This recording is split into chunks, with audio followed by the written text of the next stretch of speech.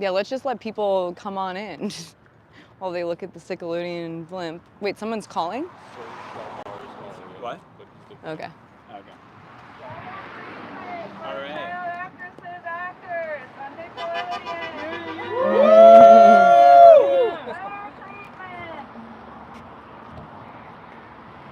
All right.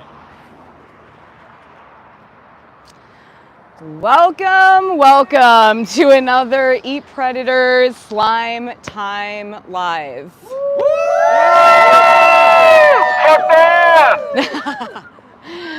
This is kind of weird to be back here almost, almost 2 years later, and to be standing here after so many different brave Nickelodeon stars have come forward about the horrific treatment that they had to endure while working for Nickelodeon is pretty wild for me right now. I'm feeling a little bit surreal, I'm feeling a little bit nervous, I'm feeling a little bit overwhelmed, but I still feel really proud to be here. And I think this is a very monumental moment for child stars everywhere. We were so scared of these networks and the adults that we were working for such a long time. And now we're adults and we get to let them know how we feel about our childhood. Well, honestly, about our childhood trauma. So this is really an honor. I updated my original sign. Originally it said Nickelodeon didn't protect me, but now I get to update it with Nickelodeon didn't protect us, because there are so many individuals now who have echoed the original words that I said here 1.5 years ago. So Nickelodeon didn't protect us. Should we go down the line? I'm having some serious deja vu right now. This is the aisle of slime. So does everyone know who this person is? Dan Schneider. He's also known as the creator, but also for me now, he's kind of remembered as the champion of creeps, because he was creating content, in my opinion, for creeps. The content that he created is unforgivable, honestly. And I've heard recently he just apologized again, but I don't think I can forgive Dan Schneider quite yet, because when I look back at the footage, not only of myself, but also other Nickelodeon stars that trusted him to be an ally for child stars and an adult on set, he was beyond a disappointment. So I can't honestly forgive him quite yet, but I'm gonna give him the title of champion of creeps. And let's see what's on the other side here. All right, so this is the spokesperson for Schneider on March 17th, 2024. Said everything that happened on the shows Dan ran was carefully scrutinized by dozens of involved adults, red flag, and approved by the network, another red flag. If there was an actual problem with the scenes that some people, now years later, gee thanks, that's another thing that I'm really disappointed by, is that industry people love to remind us how many years ago it was. Well, our trauma to us isn't many years ago. It's still living within our body and our minds and our memories. And whenever I see that, it's almost a disgrace. It's a disgrace because it downplays the impact that they've had on our lives. So that's another red flag, to be honest with you. If there was an actual problem with the scenes that some people now years later are actualizing, they would be taken down, but they are not. They are aired constantly all over the world today still, enjoyed by both kids and parents. That's not true. I've actually asked for the content that exploited me as a child to be taken down, and it has not been. It has not been at all. And also to say that it was enjoyed by kids and parents, it wasn't. And you don't speak for us either. You don't speak for us at all. Oh, sorry, go ahead. You need to get through. Crossing the picket line. Remember, all stories, dialogue, costumes, and makeup were fully approved by network executives on 2 coasts. 2 coasts, like that's a lot of people that were greenlighting exploitation of children. A standards and practices group read and ultimately approved every script and programming. Executives reviewed and approved all episodes. In addition, every day on every set, sounds like Russell Hicks, there were always parents and caregivers and their friends watching, filming, and rehearsals. Had there been any scenes or outfits that were inappropriate in any way, they would have been flagged and blocked by this multi-layered scrutiny. That's the problem though, they weren't. And also, like, how can you ever defend, just for example, like, how can you defend having me as a 12-year-old say that this shirt makes me look chesty? To say that years later it's scrutinized, it should have been scrutinized then. But sadly, Nickelodeon and Dan Schneider, for example, were the power players. And even for our parents, they were afraid of going up against them because then we lost our job and we were the problem, not them. They're totally ignoring how power plays a huge role in consent, but whatever. Unfortunately, some adults project their adult minds onto kids shows, drawing false conclusions about them. I don't think so. I think Dan Schneider was projecting his own adult behavior onto us while we were working for him and Nickelodeon. Again, this shirt makes me look chesty. I don't think you really have to dig into it to understand what that means, right? And I was 12. Apparently, Dan Schneider just sent another apology. I'm gonna read it just because I guess I'll read it.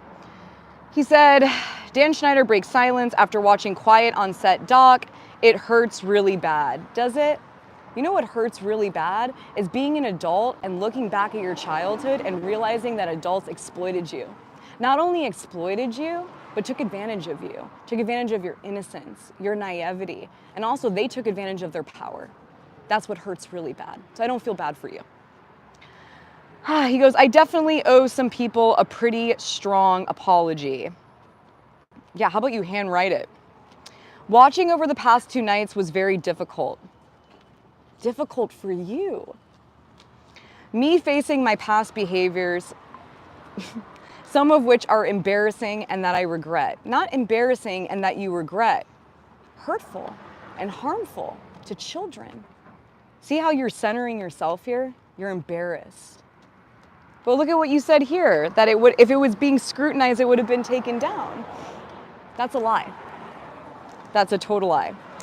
Some of which are embarrassing and that I regret. I definitely owe some people a pretty strong apology, Schneider told Boogie, who played Tebow on iCarly in a 19-minute video interview that was shot after the former Nickelodeon producer watched Quiet on Set, which aired Sunday and Monday nights on ID and Max.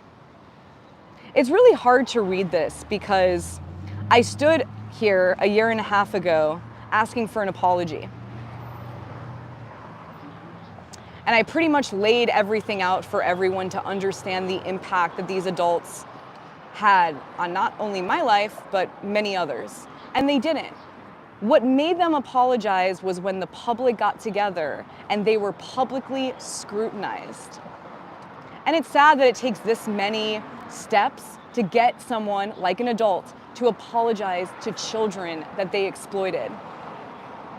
I don't feel bad for you, Dan Schneider, because it's sad that it took you this long to apologize to us. And the fact that you're apologizing to us via PR campaign is not enough for me personally. I think you owe every single child star and also employee, costume designer, everyone that worked underneath you, that feels that this was a toxic work environment working underneath you. You owe them a handwritten letter, apology. No excuses, no centering yourself about you being embarrassed. You know how we feel? You know how I feel? I was a kid and you bullied me as an adult, as my boss. And not only did you bully me, you actually put me in a situation where creeps are gonna look at me in a certain way as a child. You're embarrassed? That's a joke. That's a joke. So I personally don't forgive you yet because the trauma, even though you all say it was many, many years ago, it's still very much a part of my life. And that's how trauma works, by the way. It's not something that one day you wake up and go, that was 10 years ago, that was 20 years ago, that was 30 years ago. It's always living within you, and actually your body keeps the score of it. And so I don't like this whole downplaying situation. It makes me feel sad. So who hired you, by the way? Brian Robbins. Brian Robbins is what I'm calling the sick president of Nickelodeon. and also Paramount. He now is the president. He was the creator of all that, and he hired Dan Schneider as a staff writer. I wonder if Dan Schneider was asked to split his salary with another male staff writer. Probably not. Probably not. But Dan Schneider got his foot in the door through Brian Robbins. And Brian Robbins started as a creator, and before that, he worked with Dan Schneider on Head of Class. Woo! So they worked together, I guess, essentially as child stars. And you would think that they would have learned the exploitation of children, being child stars themselves. But instead, they weren't cycle breakers.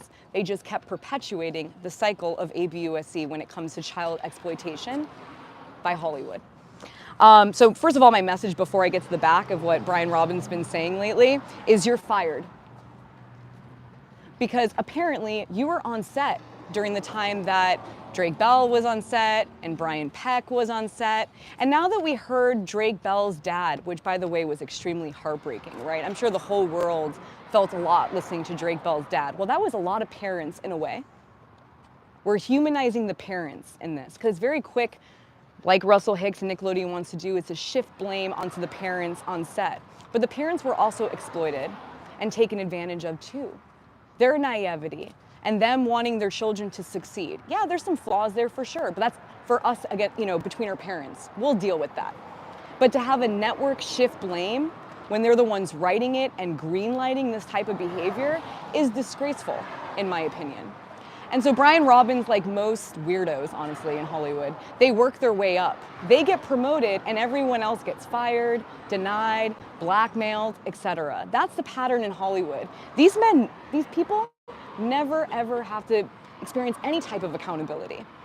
They have lawyers and PR machines and crisis managers to protect their reputation, but what about ours? We don't have that, right? So first and foremost, I just want to say, Brian Robbins, you're fired because we heard Drake Bell's dad say that it was pretty noticeable for him the way that Brian Peck was treating Drake on set. Touchy-feely, right? Touchy-feely. And we saw the Leonardo DiCaprio video as well, so we got an image of what he was like. Did you see that? I bet you did. But you actually didn't do a fucking thing about it, did you? And now you're the CEO, you're the president of Paramount and Nickelodeon. Shame on you, dude. Let's hear Nickelodeon's statement, shall we? Was it by Chat GPT? March 17th, 2024. Though we cannot corroborate or negate, it's like Shakespeare every time. It's like, what year is this, guys? Lawyer language is so patriarchal and archaic, right away from the get-go. Corroborate or negate allegations of behaviors from productions decades ago. There we go again. Thanks for reminding us always. Why? Because for you, it's decades ago? It's not decades ago for us. Look at Drake Bell. Look at Drake Bell's dad. Look at me. Look at the footage you greenlighted. That's not decades ago. It's still running on YouTube, by the way. You're also still streaming the exploitive behavior. You're still streaming it. You're selling it to Netflix. Decades ago. You're still making money off of decades ago, by the way. And reboots. Only Dan Schneider specifically, which makes sense because Brian Robbins has only given reboots to Dan Schneider. Why? What do they know about each other? Nickelodeon, as a matter of policy, investigates all formal complaints as part of our commitment to fostering a safe and professional workplace environment. Not true. Free of harassment or other kinds of inappropriate conduct. Our highest priorities are the well-being and best interests, not just of our employees, casts, and crew, but all of our children. It's like a fucked up abusive parent, right? And we have adopted numerous safeguards over the years to help ensure we are living up to our own high standards and the expectations of our audience. Your standards are in hell, dude. It's so below us, it's in hell. What standards did you have? What standards? I don't see them. And if you actually cared about everybody, I want to see letters written individually to each person that you abused that worked for you. I want to see that. And also I want to see the content removed. I want to see the content removed that exploited children and let creeps look at us that way. I want to see it. If you care so much about kids, then remove it. You gotta slime them. Oh, right. Sorry, go back, go back. I forgot, sorry. All right, you want to flip it over? Let's slime Dan Schneider. Woo!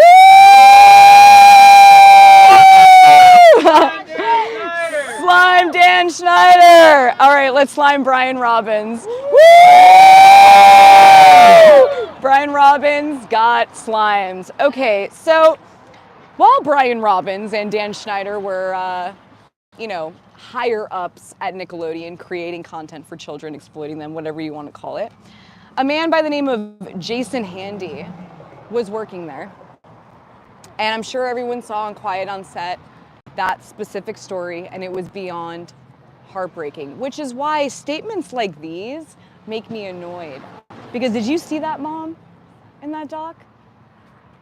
And the girl, by the way, didn't sit down to do an interview, probably because what you think was decades ago is still very much alive for her. So Jason Handy was working at Nickelodeon. I just want to say he was a production assistant and also a PDF file. We'll tap it. Let's see on the other side. Child predator with television industry connections arrested, April 17th, 2003.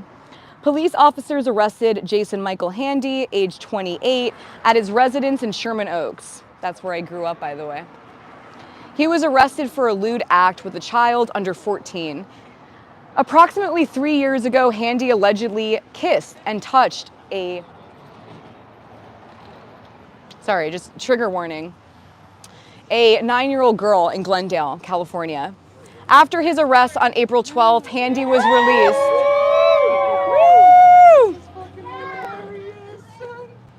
Was released after posting bail. On Wednesday, April 16, 2003 at 9:45 a.m., the Los Angeles Police Department's fugitive warrant section arrested Handy on a no bail felony warrant from Michigan. The warrant charges, can we just tell them to be quiet a little bit? Okay. The warrant charges Handy with I can't even focus though. It's a little bit hard for me to just say this and, sorry. Soliciting and enticing a child under the age of 16 with the intent to induce the child to commit an immoral act. Handy, an employee in the entertainment industry, was using those connections to contact children. The investigation, which is ongoing, has identified victims in Los Angeles, Michigan, and North Carolina. Now, what I really want to know, though, is how many letters did Jason Handy get defending him? Probably not that many, right? Because Brian Peck, for example, this is why I always say power really impacts consent, and also power explains a lot of how people get away with things, right? And Brian Peck got a whole bunch of letters because of how well he was connected, right? Jason Handy is just another PDF file to most people, right? Brian Peck was a dialogue coach, knew this person, that person, yada, yada, yada, yada. And that's what's very important to note here, is that when you get predators in positions of power, that is how they are able to gain access to more and more victims, is because the placement they have when it comes to their power. So Jason Handy, I think, is in jail right now, right? But Brian Peck's just walking around wearing Planet of the Apes shirts, like covering his head, from the slime of today. But Jason Handy's in jail, right? Interesting. Why do you only get 16 months, by the way? Slime Jason Handy. Slime Jason Handy! His easel, obviously, was... Oh yeah, so Easel, by the way, was a other Predator PDF file that worked for Nickelodeon. We had a sign of him last time that we were here. The interesting part about him is that he was already a convicted PDF file when he worked for Nickelodeon and harmed a kid, which I'm pretty sure was on set at a studio. And so it goes to show you that Nickelodeon can say, oh, we didn't know, but what happened with him? Should have known, right? That's also a liability, by the way. That's, what is it, negligence? But it's still a liability. Yeah, it's still a liability. But again, with Brian Peck, so here we get to Brian Peck. Let's slime Brian Peck. Woo! Brian Peck was walking around set as Pickle Boy, right? And I wonder who created that name. Was it Dan? Was it Brian Robbins? Because they were the ones who got Brian Peck on set, right? Who hired him. And they were creating content that hyper-normalized Brian Peck's inappropriate behavior. And why it's very hard for me to believe that Nickelodeon wasn't aware of Brian Peck's behavior is the way that they displayed him on national television. When it came to the GLORY hole, right? When it came to Ray Romano on the other side of it, moaning, eating it. When it came to know your stars, know your stars. And you hear hurting and teasing Pickles. It's very hard for me as an adult. Maybe you could have fooled me as a child, but as an adult now, I have a very hard time believing that you didn't notice Brian Peck's inappropriate behavior, especially when it came to Drake Bell. I mean, we heard it from his dad. If his dad knew and he went to you guys and told you, and your response was that it was homophobia. Interesting though, a dad's coming to you and saying, listen, my kid's being touched in a specific way that as a parent makes me feel deeply uncomfortable, and you're supposed to be a kids network protecting children. Wouldn't you listen to him? And then you all watched him get sent away basically from Drake, right? You all watched that, but it benefited you. It benefits you because Nickelodeon was all about separating kids from their parents. You got more money from them if they got emancipated, etc. Child labor laws, ways to like get around that. I saw it all. You guys are feigning ignorance. It's pretty sad. So he was a dialogue coach. I put this in parentheses because like, was he really? I'm not sure if he was really ever a dialogue coach. He's a PDF file. So let's see. Nickelodeon, Hollywood dialogue coach arrested August 20th, 2003. The documents show Peck was originally charged with 11 counts, including lewd act upon a child, bleep of a person under 16, attempted bleep of a person under 16, bleep, bleep, bleep, bleep, 4 counts of bleep, bleep, bleep, anesthesia, or controlled substance. And those letters, by the way, victim blaming Drake Bell, that Brian Peck was like caved into what? The PDF file that he is? Sending harmful matter and using a minor for blank acts. And what's interesting is I heard Drake, say in the documentary that like he doesn't know which people obviously at Nickelodeon knew. But what I found very interesting is that he said that Dan knew, right? Dan called him, which is kind of peculiar. Dan called him and asked if it was him. And for some people you might go, oh wow, Dan, wow, that was nice. But for me, it was odd. Why was he calling Drake? And how did he know that? And what was he covering up? And yeah, some executives definitely did not sign, or write any handwritten letters defending Brian Peck, but they hired him and they were watching him on set, behaving a specific way. And that's enough for me. Because the whole point of all of the safeguard adults on a Nickelodeon set is to watch out for this type of behavior. And you didn't. You didn't. And not only did you not, like you can say whatever you want about like, I wasn't there when Brian did a specific thing, but you were greenlighting footage, material that was exploitation of children. And that was you doing that. So there's no excuse, right? But speaking of no Nickelodeon people writing letters, there were a few, by the way. Actually, they're like husband and wife. They're soulmates. Rich Carell. Let's slime Rich Carell. Slime Rich Carell!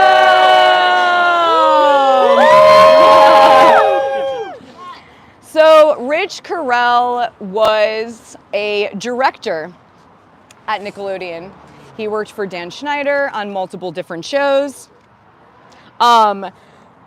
Yeah, so he was a director. He actually moved over to Disney, which we'll get to in a moment. But he's not only just a director. I want his legacy to also be a PDF file defender, because that's who he is offset, right? And behind the scenes. So it's time for all these people to be known for what they were behind the scenes and not what their credentials are. I think it's about time. So let's see what Rich Carell did. Rich Carell wrote a letter to the judge when Brian Peck was being convicted. Obviously, we read through the 11 charges. He wrote a letter to the judge to basically defend Brian Peck. And what's sad about this, before I read this, 'cause I'm gonna read every freaking word. What's sad about this is he worked with Drake Bell on Drake and Josh after that letter. And he went around smiling to Drake because he needed a job. And by the way, these kids were in their own kind of power position that people don't recognize as well. Not like the adults, but a specific kind, which is if you get to be familiar with a kid, then the child, for example, could tell the other execs, oh, I really like him, or I really like her, for example, and like maybe rehire this person because I like them, or whatever. I've heard through the grapevine that Drake actually got along with Rich, right, before knowing the letter, which is why it's so sad. But he was telling people he wanted Rich to come back and direct more episodes of Drake and Josh. That's a shame. Because Rich knew that. Every time he kept coming back to Drake and Josh, he was aware that he went up against a child that he was making money off of. And that he wrote a letter defending his predator, which Nickelodeon likes to say was 10 years ago, decades ago. That's lifelong trauma. And Rich Carell would walk on set with his stupid little headpiece and act like he was the cool guy. We watched your video, how you broom children on set. You never actually cared about us whatsoever. You didn't care about Drake. This letter proves you didn't care about Drake. You only cared about Drake at face value when you were trying to get a job. So let's read every word that you said to the judge, defending a PDF file. This was June 18th, 2004. And by the way, Drake Bell did not even know about these letters until recently. Dear Judge Hoff, I'm writing you this letter to let you know that Brian Peck has been not only a friend. You're friends with PDF files still, even after the allegations? It's different when you say you're friends with somebody before you know about it, right? But after you know about it, you're still proud to be his friend. Who are you then? What are your secrets? TikTok. But also an associate of mine for the past 19 years. Look at the years they always mention. They only mention years when they are trying to downplay lifelong trauma or their friendship with PDF files. I say associate because it's been my pleasure to direct shows that Brian has been a crew member on. And I assure you, a crew member of the highest integrity, professional behavior, and flawless workmanship. You knew he touched Drake Bell. You knew.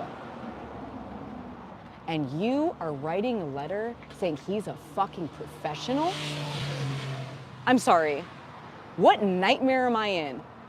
Yours, that you get to live with for the rest of your days. I have a producing, directing background of over 621 TV episodes. Cool, dude. Brag lot. What a legacy you have now. No one's gonna remember those 621. They're just gonna remember you protecting a PDF file. And Brian was the finest dialogue coach I ever worked with. You weren't the child that was ABUSC, like you weren't the child. And you have the nerve to talk about your dynamic with him. Like your dynamic with him matters? Funny. It doesn't matter. The dynamic that matters the most is the dynamic with the victim. What the victim experienced. Who are you defending? If anything, it makes me go, who are you? Why are you friends with someone like this? Loved and respected by his peers, Brian's presence on stage always brought an added boost to the day's work. Would Drake Bell say it was a boost? A boost for who? I think you should also know that Brian was #1 most requested dialogue coach among the young thespians. By the way, basically what I said earlier is that kids are trusting these adults around them, even though these adults are manipulating them and trying to get more jobs from them. So it's sad that these individuals were getting promoted or getting more jobs from the children that thought they could trust them. And they couldn't. They couldn't trust them. And instead they were giving jobs to people that were defending their predators, that were predatory in general. Just really sad. Where was I? That I directed and easily the most popular and trusted among their parents. Yeah, they always put the parent thing, it reminds me of over here, right? It's the same thing. It's always shifting blame, and that's what groomers do, right? They try to gain access to the parents, they try to like scapegoat with the parents. It's the whole grooming 101, and we're seeing it in, you know, a letter to a judge, I guess. Again, I want to say it one more time, defending a PDF file. And he knew. He knew. His loyalty and willingness to help a fellow actor or crew member was also outstanding. Why are we bragging about somebody that you knew? I'm gonna say, I don't even care about YouTube. Abused a child that you're making money off of? Why are you bragging for him?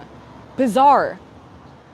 Many times I've seen him perform above and beyond the call of duty, and it would be my pleasure to not only work with him again, but also to recommend him for any future work. Remember that line. He goes, but also to recommend him for any future work. I would be honored. Honored, he said. Are you so honored? How are you feeling today? I would be honored to attach my name to his recommendation. He said he would be honored. Is everything okay? Yeah, you're okay. He said he would be honored to recommend a PDF file. This is somebody who was working at Nickelodeon past this point. That Drake Bell, for example, was trusting on set. I'm aware of the charges being brought against Brian. He's aware. Thank you for letting me know.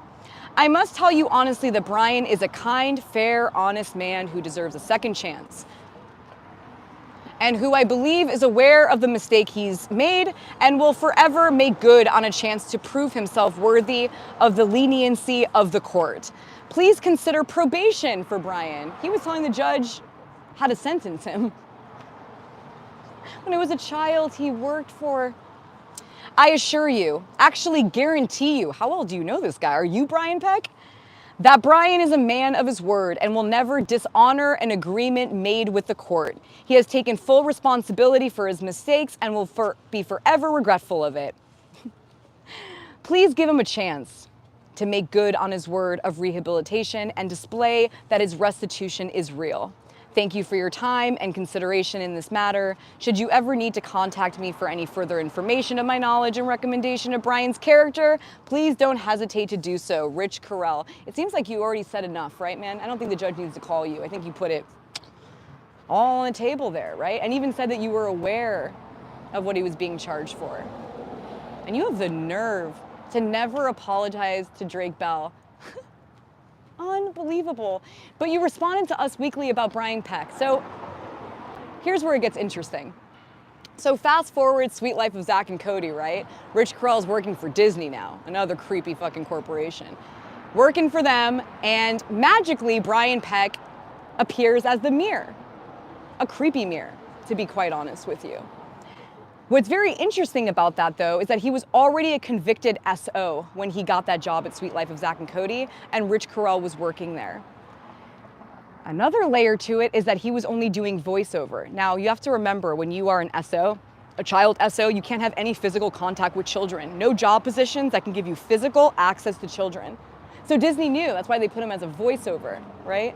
Because he's in a booth. He doesn't have access to children. See how Hollywood is always finding the loopholes to either exploit children or ABUSC them? Rich Carell is a prime example. We have now a face of how all of this works, to be quite honest with you. This is how it functions. This is how it operates, like people like Rich Carell. Now he has a wife. No, I'm okay. Go ahead. Thank you. All right, so Rich has a wife, and her name is Beth Carell. Slime Beth Carell! Yeah, I worked with her. She was working actually on the pilot episode of Zoe 101. So sadly, I ran into this individual. She was a assistant director. Obviously, Rich was a director, so we can maybe see how that all kind of came to be, or that's how they met maybe. But she is also a PDF file defender. So it's time for us to see, again, behind the credits that we see at Nickelodeon, who they actually are as human beings. So let's see what Beth wrote here. Wow, and this was her second letter, by the way. She wrote 2 letters to the judge. One of them was extremely full of victim blaming. This one was too, but she went overboard, I guess. And then she kind of like tethered it back and wrote this one. And this one's still beyond disgraceful. So let's read it. Dear Judge Hoff, I am one of the former assistant directors of blank. So she's saying Drake and Josh here, okay? So this was blurred out because he was a minor. He's a child. Have worked in the television industry for over 8 years. I have primarily worked on shows with children that either lead or supporting actors. On the majority of those shows, Brian Peck and I have worked together. I first met Brian in 1997. Are these love letters to a PDF file? We worked together almost non-stop until August of 2003. Brian was an asset, was he? To any set on which he has worked. He is patient, kind, and generous, and as a teacher and dialogue coach has helped many young actors improve their skills. He has always conducted himself as a professional. Is it professional to ABUSC a child who is on your set? Sorry, I just lost it for a second. I got triggered. Professional? How is that person professional to you? Where are you? You wrote professional. Drake Bell was a child star on your set. And he was supposed to be a professional, and he wasn't. I have never heard improper language used or witnessed inappropriate or questionable conduct from Brian Peck in the presence of children. First of all, I don't know if I fully believe you on that, and also, why do you have to? Why didn't you believe him? Why didn't you believe a child? What, you wanted to see it? In 1999, while working on The Amanda Show, I met Drake Bell, I'm guessing. I have worked with Drake Bell until April 2004 on virtually every project he has ever done for Nickelodeon. You know how sad this is? During that time, I witnessed a boy with some talent. What a diss, Beth. Some talent that built this freaking empire almost. Right. Some talent. You're trying to downplay it because guess what she says next? What a disgraceful person you are. Oh, this gets so bad. Okay, some talent turned into a young man with incredible stage presence and due in large part to Brian Peck's efforts. You said that The Predator is the reason why he has star quality and that he went from some talent to more talent. Who are you? You sleep? How's your sleeping going these days? My sleep has been not so good. I wonder what your sleep is like. If you're not losing sleep over this, are you human? Incredible stage presence due in large part Brian Peck emerged, turned into a personable, self-confident performer. She is saying that Drake Bell actually became the performer he is because of his Predator. I must admit that I was surprised at Drake Bell's behavior after hearing of this case and the charges being brought against Brian. Nothing seemed to change in him at all. Who are you to say that? You live inside Drake Bell's mind? What, because you think you see him on set, you know him? None of you knew us. None of you knew what we experienced while working for you because you didn't care to ask. Instead, you were busy protecting the bad guys instead of sitting down and asking how we were doing or even taking notice to it. On set, he continued to be playful. This is her literally saying that she was witnessing Drake Bell have no signs of trauma at all. With other cast members and crew, he was always talking about his band and music, things that he should only be focusing on as a kid, by the way, and appeared to be excited about his future, the show, and his musical career. He even moved into his own apartment. One more than one occasion while watching her son perform on the set, she throws the mom in here. The mother, Robin, would say to me, "Look at him. I'm so proud of how mature and responsible he is." Wow. When I heard of Brian's arrest, I was shocked, to say the least. I never knew Brian to engage in any type of illegal activity at all. Why does it matter if you knew? This letter is bizarre to me. Making my living working with children, and I thought that Brian was engaged in anything inappropriate, or illegal, I would have spoken out immediately. No, we learned what you did when you learned. You wrote a letter defending the PDF file. We learned what you did when you found out. It's right here. I'm reading it. I understand that the court may order probation for Brian. I have known Brian for many years as both a coworker and a friend, and I believe that he will comply with all the conditions of probation, yada, yada, yada. She ends it with, this man is not a predator. Thank you for taking the time. Contact me. No one needs to contact you, Beth, anymore, by the way. You are a scary individual that you wrote this letter. And Beth is just a symptom of Hollywood in general. We are seeing not only the problem with predators within the industry, but how people around them in positions of power enable their behavior, protect and defend their behavior, which is why I started Eat Predators to begin with, was to go after institutional cover-up and enablers. There needs to be accountability when it comes to us as a community, as bystanders. Where do we draw the line? Where do we draw the line? Who do we defend? Not Brian Peck. All right, here's Karen Fisher. Let's slime Karen Fisher. Yes. Woo! Yes. So she's a sick VP. I'm calling her an enabler because apparently she was on set during this time, and during the Brian Peck and Drake Bell and the whole thing. But let's read what a VP position actually is. She was the line producer on the line producer. Yeah, she was a line producer on the Amanda Show. So. A line producer is a type of film or television producer who is the head of the production office management personnel during daily operations of a feature film, advertisement film, television film, or TV program. They are responsible for human resources and handling any problems that come up during production. I don't think she did her job well. That's all I'm gonna say. After just seeing blatant video of Leonardo DiCaprio with Brian Peck, I got a clear picture of what he was like on set. And so if she had anything to do with human resources, she failed. Did Drake ever go to her? I don't know. No. He did? From where? Where'd you hear that? No, he didn't. So here's our ad break. So we got an ad break here. I'm sure... Okay, I can't even. Now I need to just laugh a second because I was so heavy. I'm sure you recognize these pizzas and the chef in between. These individuals were on a TV show called Boy Meets World, and I guess worked with Brian Peck. Brian Peck was a dialogue coach, and these two guys here wrote letters also defending Brian Peck. And the sad part about how they went about this is they created and filmed, recorded a podcast episode basically talking about how they met Brian Peck, things that they're regretful for, him brooming them, and made it kind of seem as if this was just another episode of their podcast. When really, again, behind the scenes, they got told that their letters were leaking. And instead of calling Drake Bell, which by the way, Will, which one is you? I think that's Will. Will, who's Will? Is that Ryder? That Will? I don't even know. They're one and the same to me.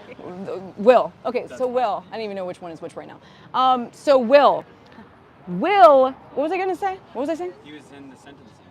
No, not just that. Oh, defending themselves. He felt bad about Brian. He felt bad about, no, he didn't feel bad about Brian. He felt bad about how people are going to view what he did for Brian. And he basically stated that, made it kind of seem almost as if he was a child when he wrote that letter. But we ended up finding out that they were 27 and 24 years old when they wrote those letters. And that's not to say that adults can't get broomed, right? I'm actually not negating that. But the ways in which that they went about taking accountability for their actions were disgraceful. Because first of all, timely, like the time of it, finding out it's gonna leak, taking advantage of getting control of the narrative, and not just that, but also not apologizing to Drake Bell. And Will worked with Drake Bell on The Ultimate Spider-Man for like 40-something episodes, and Drake Bell had no idea that Will wrote a letter defending his predator. And again, Will, just like Rich and just like Beth, you hung around Drake and never apologized and knew what you did? That's very deeply upsetting. And what I'm tired about when it comes to Hollywood is how everyone's doing things as like a PR move. What the public thinks of you. What about the people that are the closest to you, people that you worked with, people that actually know you? What do they think of you? Have you said sorry to them? Have you taken the time in the same way as you did to write a fucking letter defending a PDF file? Did you take that same time to write a letter to Drake Bell apologizing with no excuses? Just admitting how you were wrong in the scenario? No, you didn't.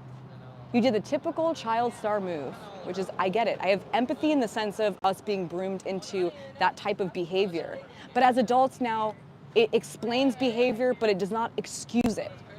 It wasn't the right move. And not once in that podcast did you apologize to Drake Bell for writing those letters. And also, Ryder, I heard a lie in your podcast. Thank you, someone actually caught it for me. You said that Brian Peck called you.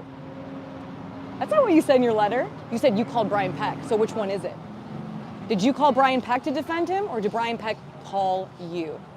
I don't know really what to believe anymore, to be quite honest with you. And I really hope that you do the right thing and send a letter to Drake Bell, handwritten, apologizing to him and making no excuses.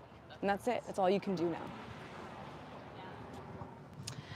Russell Hicks, we're getting to the end. Slime Russell Hicks. Oh God, Russell Hicks literally thinks he's Dan Schneider, by the way. He writes all of the statements, I think, for Dan Schneider. I don't know what I think they have beef with Dan Schneider because they both got fired by Nickelodeon. So they've come together as like a little league to like defend one another. That's what I see personally.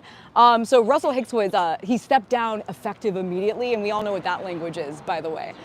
So Russell Hicks was let go, in my opinion, by Nickelodeon. He's an ex-president, and I find him to be a victim blamer, which we're going to read his statement and why I feel that way. Dan Schneider's disgusting Nickelodeon empire. So August 30th, 2012, which you're gonna be like, this sounds familiar. It's like Nickelodeon makes a statement, Russell Hicks makes a statement, and they all sound the same. Nickelodeon's reputation as the best in kids television required that nothing went on without the company knowing.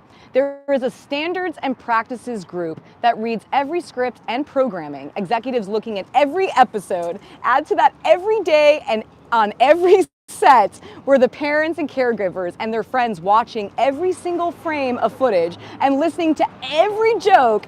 They had $1 billion brand to protect. Yeah, we know. We know you had $1 billion brand to protect. That's why you were actually choosing to protect the one making you money and not the kids who were getting exploited by their child labor. That $1 billion, by the way, was made because of all of us participating on set, from Crafty to Grip to everyone. Everyone contributed to your $1 billion empire, and you treated us like shit. And that's a lot of people's stories on set, by the way, not just Nickelodeon. We were all treated like shit. It was like a hierarchy thing, like a caste system when it came to Hollywood, and it was despicable. It was honestly despicable. And so Russell Hicks, for me, I feel like he's throwing Nickelodeon under the bus, which I'm glad he did, because I've been wanting to know if Nickelodeon approved of every single thing, every single day, etc. But Russell, former president, let me know that Nickelodeon was approving of all that inappropriate behavior. And for that, F you, Nickelodeon. Oh, John. Oh, John. Guy, I can't even believe I know who this guy is. Okay, so let's slime John Vaccaro. Woo! Everyone's probably like, who the hell is this? Well, John Vaccaro is BFFs with Dan Schneider. He built the Nickelodeon website. He's a web designer. He also created the DanSchneider.com website. He created the Hungry Girl, which is Dan Schneider's wife's website as well. He's BFFs. And so the story is pretty long, but I'm gonna try to make it super short. Basically, I have a stalker, all right? Actually, a few days after I first protested Nickelodeon, I met my stalker. Fast forward, me, my 3-year-old child, and my husband have an RO against this individual, all right? When I have to collect evidence for future hearings in the future, I looked and found out that my stalker, who no one knew, by the way, no one knew who this person was followed by this man, John Vaccaro. And it struck me as odd because it said follow back next to it. It's like, this person follows me? Who is this? And it said NFT newbie. Lame. So I clicked on it, I got to his profile, and he had all of these tweets. Dan Schneider this, I love Dan. I'm like, wait a minute, this person knows Dan Schneider? Then I look at who he's following. He's following 2 accounts of my stalker. And not only 2 accounts of my stalker, a hate page, a defamatory, malicious smear campaign Twitter account he's following that my stalker runs. I'm like, wait a minute, what? And then I realize he also follows e-predators. And you're like, who is this person? Well, to me, he's my cyber stalker, and he's best friends with Dan Schneider. And that's why when I hear Dan Schneider's apology, it's kind of like, because who's this? Why are you having this person follow everything that I do? Why is this person following a smear campaign Twitter account of me and friends with you? And why is he following my stalker, who I only met after I protested Nickelodeon? There's a lot of questions that linger, that loom over my head when it comes to John Vaccaro, Dan Schneider, and my stalker. Okay, and so I want everyone to know this person, because if anything happens to me, honestly, I think we all know who it is. Okay, let's stop the other side. We put oops, the page you were, by the way, that's John Vaccaro, is like a little cartoon figure on his stupid website. The page you are following for is currently unavailable due to an NFT smear campaign crisis, and we are actively working to resolve the issue. Go to ePredator's homepage. Just a little joke for John Vaccaro. Definitely, I'm sure he's watching. All right, so we got to the end. Round everybody up together. Yeah, we can, well, no, I want to finish this. Okay. So this is the important, honestly, part of this. I mean, everything's important, but this is very important. So I'm standing here also today to ask Nickelodeon to take a few things seriously. There's a few demands that I have thought of and pondered about as I reflect on my time at Nickelodeon and how I was exploited. And so I'm asking Nickelodeon, which, by the way, this will be the future. We might pass some legislation, there might be some pledges, I don't know yet, but this is what's looming, and I want Nickelodeon to know what's coming for them. So I want there to be always age-appropriate content. Woo! Age-appropriate content when it comes to Nickelodeon. We all know what that means now. I think I've explained it enough. 0 tolerance for ABUSC. That means any reports, HR, anything, there are consequences for that person's actions, effective immediately, like you said about Russell Hicks. Effective immediately. Child advocacy representation. I want there to be like a third party, you know, either a nonprofit, I don't know yet, I haven't really flushed this out, but I want someone not funded by you to be on set at all times, that's trauma informed and able to look out for the children's best interests, not worried about you paying their bills, essentially. So child advocacy representation and on-set therapy, and this is honestly the most important thing for me. I really want there to be an available therapist, professional therapist, on set at all times. I don't know how many therapists you're gonna need to hire since you have so many kids on set at all times, but do it. However many it takes, so they can go have mental health, like wellness checks, be able to speak confidentially to an adult that's professional, be guided, making sure that what they're doing is not coerced or, you know, pressured, etc. So these are a few demands that I've been thinking about. So I'm putting it on the Nickelodeon magazine.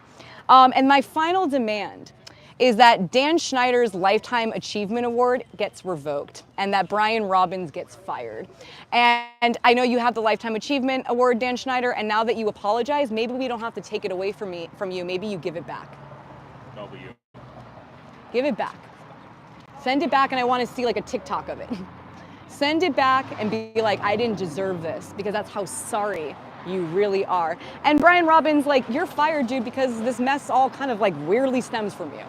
And you really haven't done anything. You haven't checked in on Drake Bell, you haven't checked in on anybody, and because of that, you're fired. You're fired. You might just not know it yet, but maybe soon it'll be effective immediately. All right. Alexa, is Mike still working? I don't know. It hasn't beeped or anything? No, it hasn't beeped. All right, all right, all right, I did it! Oh my God, I need to take a sip. Oh my God. I need to take a sip. That was a lot. You did great. You did great. Here. Thank you. That was a lot. Power to survivors! Yeah, power to survivors! Power to survivors! Oh, wait, why aren't you protect? Hello, hello. Wait, why aren't you going on? Wait, testing, oh, it's dead. No way. Wait, is it dead? Wait. Here, drink Wait, some I want to make sure. I'm okay. I want to see. Testing, testing. Oh, no. Okay, well, then that works. Testing, testing. Thank God. Do you want water? Yeah, maybe one sip. Before I scream. Yeah. All right. It's a lot of work. Testing, testing. Okay, now it works. All right. What do I want to start? Oh, wait, I forgot to do the last slime. I always forget the last slime. This happened last time. Yeah, you want to slime it over? So we're sliming NDAs. Slime NDAs.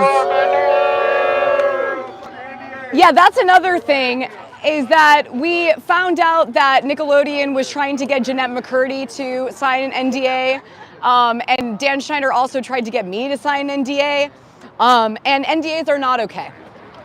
Because we can't actually, as a society, know what's going on within these corporations if everyone within them is silent. So it's very important to say no more NDAs so that the community can step in and know what's going on. All right.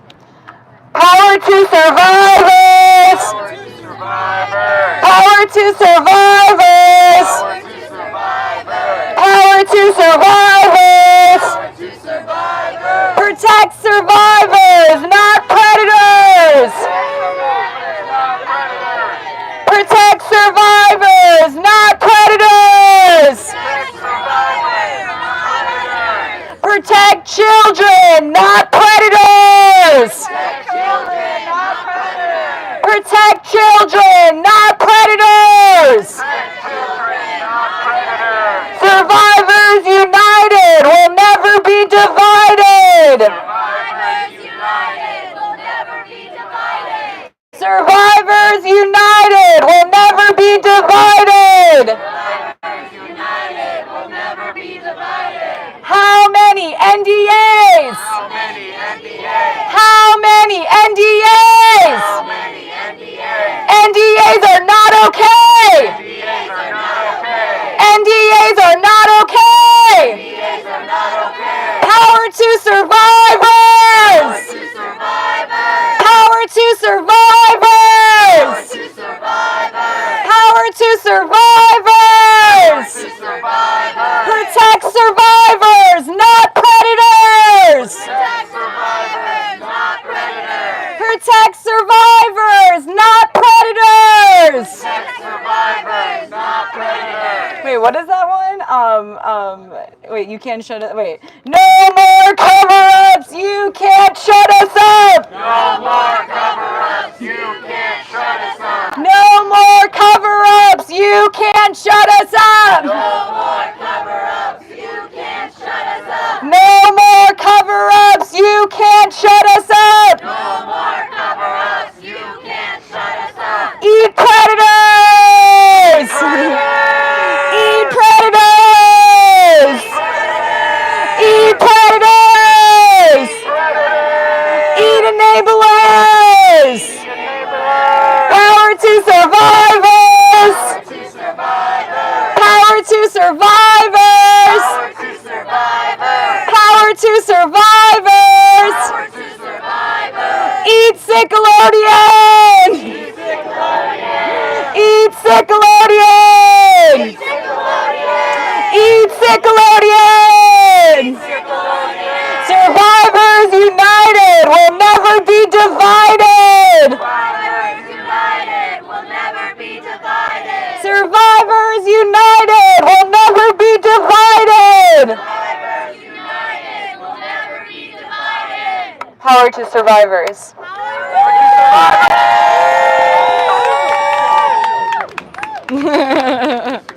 We did it! We did it! Boy, my mouth is dry as fuck. Oh my God, my mouth right now. Welcome to Burbank. We'll take the mic and give it to Melanie Okay. and we'll like do interviews or something. Yeah, no, interviews for sure. Here, Alexa. Hello, y'all.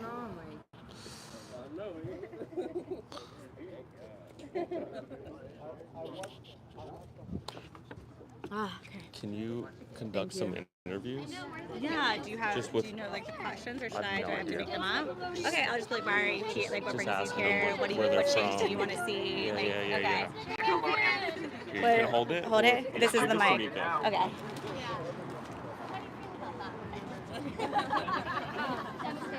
How do you feel about Dan Schneider? So just. Chow mein. How do you feel about Dan Schneider doing all that Okay, shit? let's say. I think we should And Brian interview the Peck, how do you rappers. feel about The that? rapper Okay, guys. let's do it. This guy here, right? Which ones are the TikTokers? This guy. That's pretty fucked up, right? Okay, What would you let's do do it. if you were head of Nickelodeon? I don't want to seem like. Yeah. Let's go.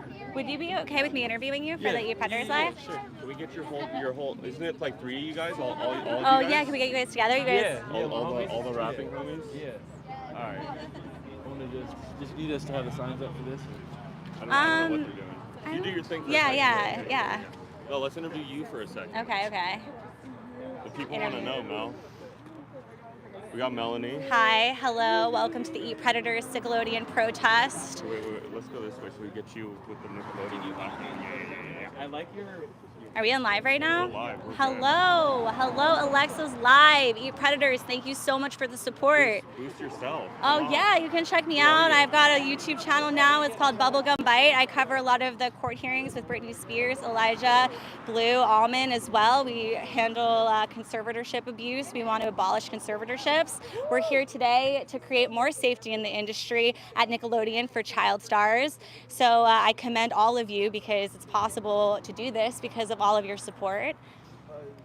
Wasn't there conservatorships based on on the Nickelodeon stuff? Wasn't like Amanda in one? Amanda Bynes wasn't a conservatorship, and the Free Britney movement focused a lot on Amanda Bynes after we freed Britney. This is amazing. And then maybe I'll do one last one before we leave. But I think They're grabbing pictures. Pictures. covered. Thank you. Thank you. That was wild. I need to take off. I don't even know how I feel. I feel like it's surreal. Taking the mic. We're I gonna can't believe interview Dan these guys. Schneider apologized, but Could I interview you guys for Alexa's Eat Predators live stream? Yeah, for sure. All right, awesome. All right, so why don't you tell me a little bit about yourselves and what brings you to Nickelodeon? I know you've been here before. Yeah, man, I'm my favorite color. You know, this the homie Kwame all do, you feel me? This the homies they all cast. Feel me? Yeah, we're just here because we were already supporting the movement for real, and we're just happy to see it like organically like coming together. We're really about to take Dan Schneider down. Fuck Dan Schneider. And what kind of change would you guys want to see in the industry? I mean, just being appropriate at all levels, you know, level of respect, treating everyone all the same, and obviously child exploitation isn't excusable, so like zero tolerance to any of that, you know? Zero tolerance. And how about you? What kind of change would you like to see implemented? More transparency, and also like, you know, if people in the entertainment industry aren't protected, that means that like there's like, you know, people aren't protected anywhere. So it needs to be a united front to protect exploited workers of any age in the industry. And did you guys all see the Quiet on the Set documentary? What did you guys think about it? Yeah, so I've seen the first 3 episodes so far. I'm gonna go back home and watch the one that dropped today. So far, I've seen a lot of things that like I already knew. Like I've been Googling this stuff for a while. I've been researching this for a while, but it's just insane to actually see like the victims speak on it. So yeah, I think the proof is finally coming out, and I think it's been a great documentary so far, and it's gonna get a lot of the work done.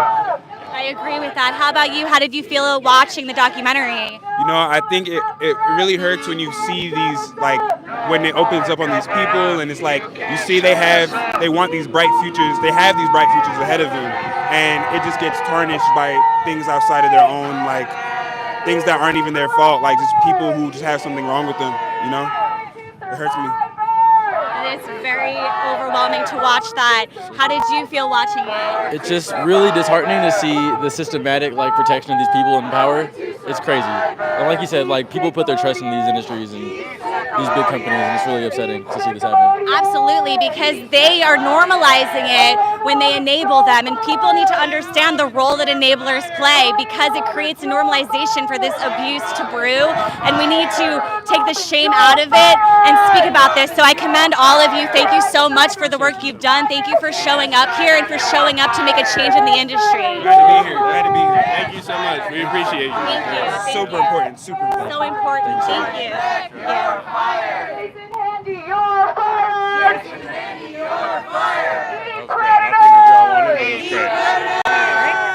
Survivors, not predators. She just started chanting in the middle of the interview, so it got a little crazy, but it's all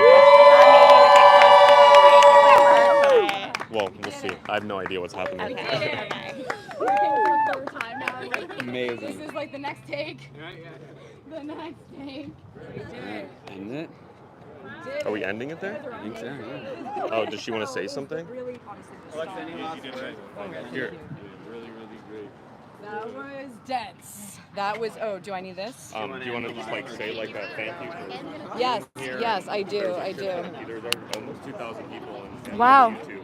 Oh my God, okay, thank you. Suspended on TikTok, but we're on Instagram Live now. Okay. Well, thank you for everyone who showed up today virtually and supported all of us. Not only is this about child star exploitation or child star abuse, this is for survivors everywhere, even outside of Hollywood. It is time to give the power to survivors and to believe them and to want them to get justice for what happened to them and to not defend the person that harmed them. And that's for everyone. That's for every survivor out there, and I hope that that was felt today. So thank you for being here. Bye. All right. Give this little swear. That was so You bad. did it. I watched everything yesterday. Yeah. I was not aware of what happened. I'm like, thank goodness you started. My friend sent it to me. I'm like, I had no idea Alexa Nikolas started this. It pissed me off. It really did. I don't know how anybody could defend them. No, there's no defense. No, there is no defense. No, because they